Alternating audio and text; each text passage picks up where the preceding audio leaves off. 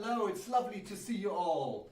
It's very warm here in London today. It's 28 degrees, so I've ditched the jacket and it's just too warm to play in that one. And of course, welcome back to Peter after his holiday in Greece, I believe. Did you go sailing or something like that? Yes, yes. Hello, Valentin. Nice to be back here, see you, and looking forward to this program. Vacation was nice with ocean waves. Oh yes, you saw some real ocean waves in Greece. That's lovely. We're also traveling today, and our theme is a trip to Vienna, as you can see there. Now, my mother and her family are from Vienna, and I was also a music student there, so it's a little bit like a second home to me. It is famous, of course, for its music, but also for its coffee houses. And this is where we're starting out today. Not in Vienna, but in Leipzig in 1726. We're meeting Bach at one of his favorite haunts, the Zimmermann Coffee House. You can see it there in the picture on the right next to his portrait. He held regular concerts there, and he must have played this Sarabande and Rondeaux, which you're hearing now. They're very attractive and beautiful pieces in the elegant French style. Sadly, Bach himself never made it to Vienna. The Leipzig Coffee House is as far as he got, but I hope you enjoy our start to our journey.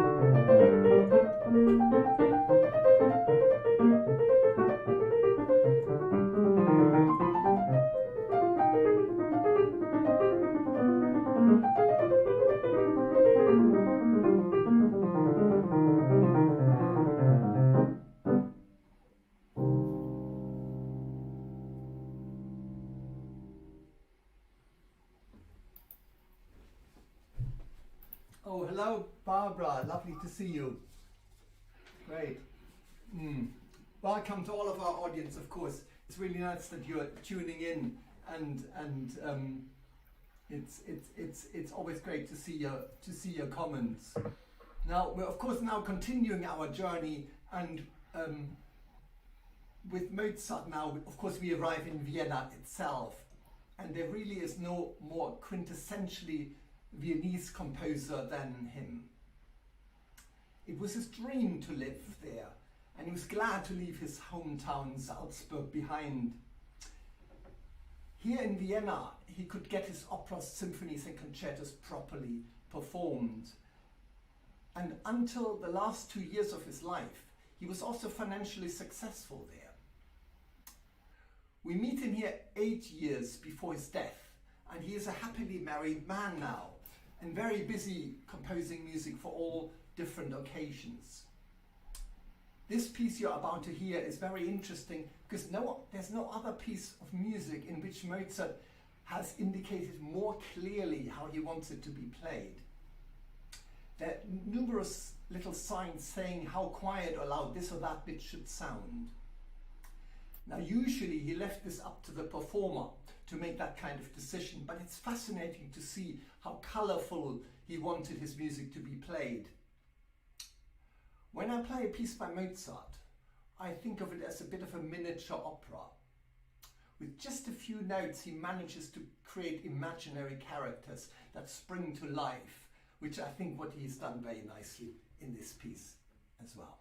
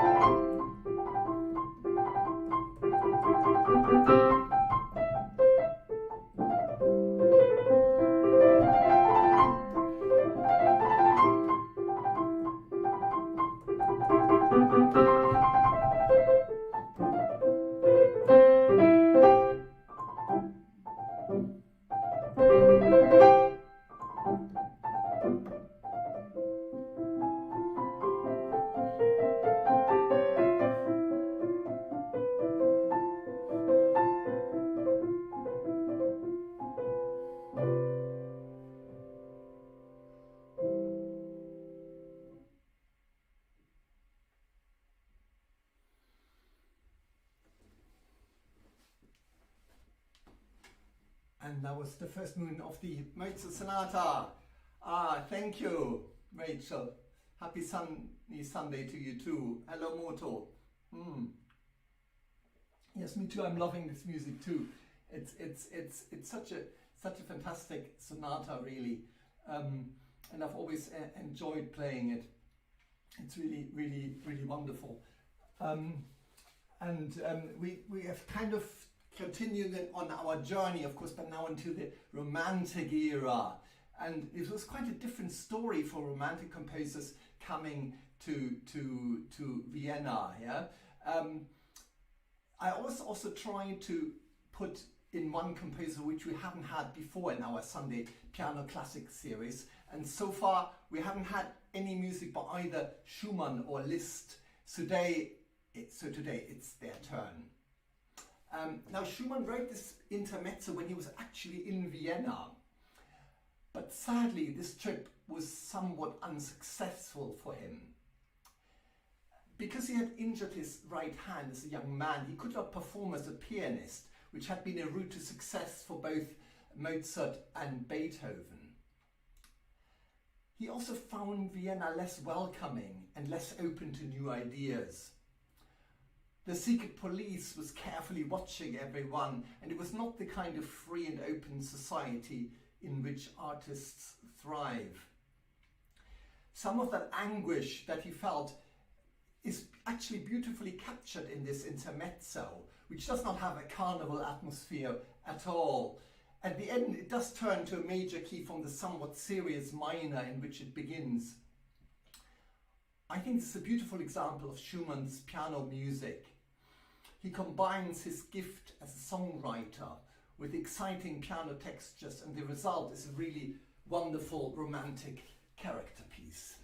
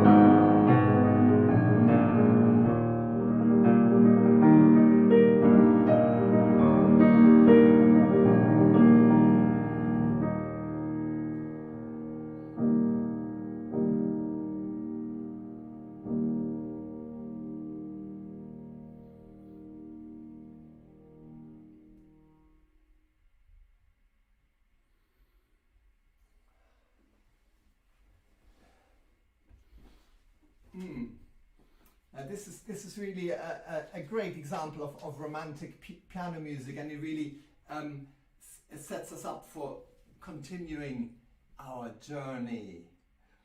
Now, unlike Schumann, who went back, oh, thank you, Ralph, for the comment, that's lovely. It's great to see you. Now, unlike Schumann, who went back to live in Leipzig, Brahms, whom you can see there at home in Vienna, he successfully settled there. And he was busy as a pianist, conductor, and composer. We find him in this piece at the end of his life, still writing piano music after he had officially retired as a composer. He had actually written a letter to his publisher saying that after his Opus 111 he would stop writing, but he just couldn't stop himself and carried on composing. Now, in this piece, I feel he takes a wistful look back over his life. Now, the title Intermezzo was first used by Schumann for his piano pieces, so there's a link to Schumann there. The key of B flat, however, represents Brahms himself, as B in German is actually a B flat, and it has been used as a symbol since the time of Bach. Now, Robert and Clara Schumann had a personal musical symbol, which is the sequence C, F, G, C. And at the end of this piece, Brahms uses it in the bass, something which would have only really been known to himself. It is as if the three of them are coming together there. Schumann, his wife Clara, and Brahms. But there is a bit more to it than that. My great-grandfather discovered some letters between Brahms and Clara, Schumann's wife Clara, which left no doubt that they were having a passionate love affair. My great-grandfather felt that the damage to Brahms and Clara's reputation would be so great that he actually decided to destroy the letters. The problem for Brahms was that he could not marry Clara, although Schumann had died. It would have been too much of a scandal. On the other hand, he could never find somebody to replace her in his heart, and so he remained a bachelor till the end of his life. And I think it is this tragedy, combining the B-flat of Brahms and the motif of the Schumanns at the end of the intermezzo, that plays out here at the end of this beautiful piece.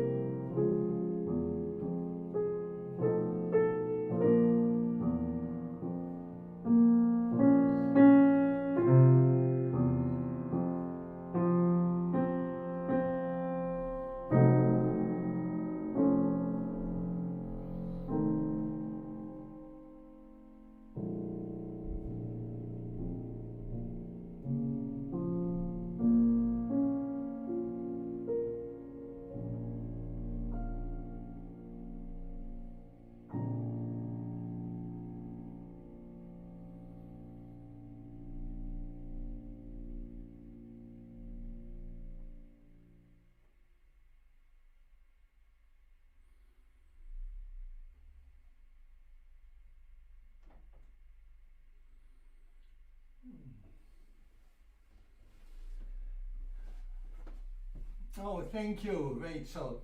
Thank you. Yes, it's a. I think this was a very personal piece to Brahms, and really something that captures a lot of the essence of what he was as a composer. Of course, in some ways, it's very simple. The complete opposite to the next piece, which is full of notes and virtuosic and passionate, dramatic, and exciting.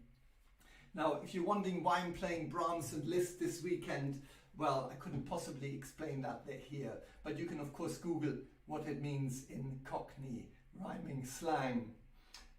Now, Liszt here, he grew up in Vienna actually, because he studied there with Beethoven's pupils Czerny, and this is where he first found great success as a pianist, especially because of his playing of Beethoven. He also wrote the first version of the piece you're about to hear. It was much shorter then and definitely a lot easier to play.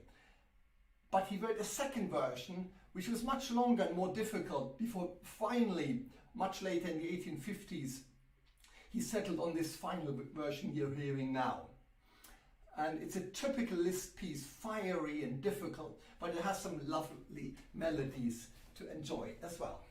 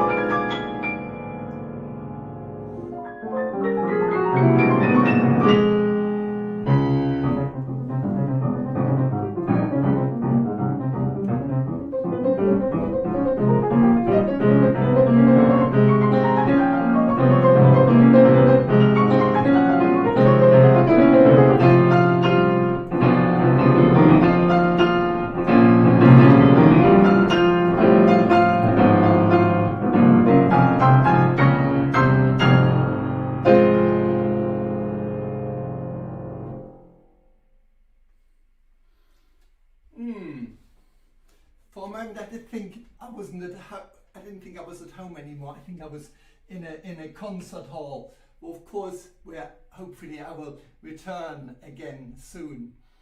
But it's lovely to play this for you. And now I will hand over to Peter.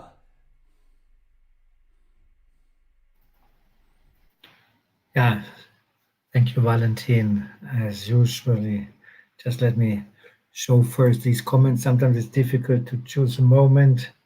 Well, when it's the best for the comments, but sometimes you have to skip a few. As usual, here, short before the end, before the last piece, and maybe an encore, short rest for you. And we are just presenting the program of the next session in 2 weeks' time, 27th of June, same time, 3:30 afternoon, London time. Yeah, you can see next time a very classical combination with Mozart, Beethoven, Chopin, and Scarlatti up front. I'm looking forward to this nice event, especially Beethoven Sonata Les Adieux. I tried myself many years ago to play it, so I will review the books and enjoy it especially. Maybe just one small comment in parentheses. We were thinking of having some sessions as we did the introductions a few weeks ago, maybe having some sessions about pieces, because we know many of you are also playing themselves piano, and so maybe we will do some video clips, not live, where a specific piece is explained in more detail with a little bit of perspective as usual. Now in these sessions with some historic and CV background of the composer, but also with some comments about how to learn it best, some tricks. And so if you have any piece you would like to hear, which you would like to see in this session, let us know. You know, with Valentin, you can you can ask for almost everything, but I would say the typical would be the pieces that normal people with 10 fingers used to play in their piano classes. We will see. Yeah, over to you, Valentin. Thank you, Peter.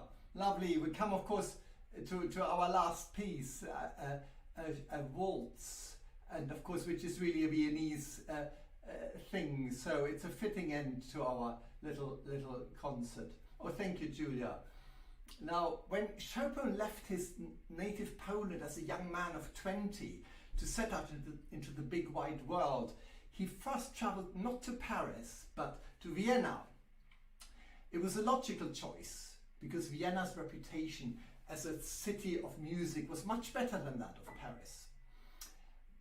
While Chopin had some success there as a pianist, it wasn't quite the breakthrough he had been hoping for. He left and eventually settled in Paris, and the rest is simply music history. There's something he took from Vienna, however, and that is writing waltzes. When he arrived in Vienna, it was in the grip of waltz fever. He was astonished that the Viennese took their waltzes so seriously and wanted them to be proper compositions. So he did what they wanted and published his first major waltz there. The one you're hearing now is a later one, when he was already in Paris, where playing his nocturnes and waltzes had made him a favorite in the salons of the Parisian high society. But because of his girlfriend, the novelist Georges Sand, he also moved in literary circles. And anyway, they of course mixed with the highest society very much. But you can hear this literary ambition in this waltz. It is his longest and most ambitious waltz. And I think it is because he's trying to tell us a bigger story. Not many people know that Chopin was also a terrifically gifted actor with a wide range. I think that also comes into play here.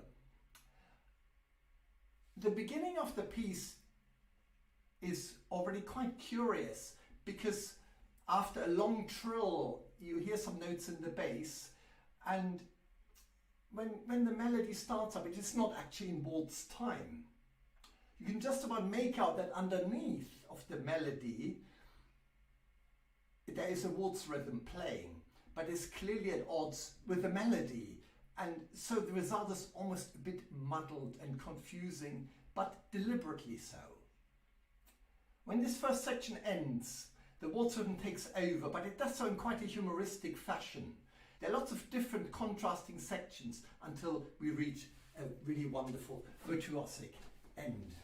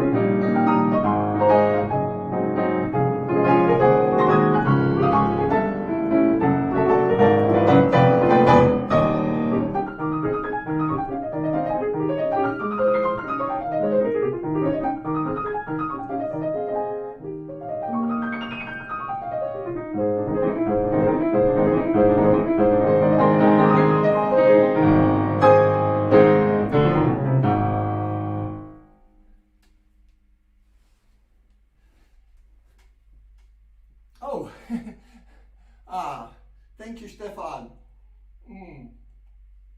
I don't think I could have played this lying on the floor. Oh, thank you. Yes, it's such an interesting waltz, this one. He never tried something quite like that again. Oh, thank you, Mayumi. It's lovely to see your comments. Peter, hello. Yeah, as usual.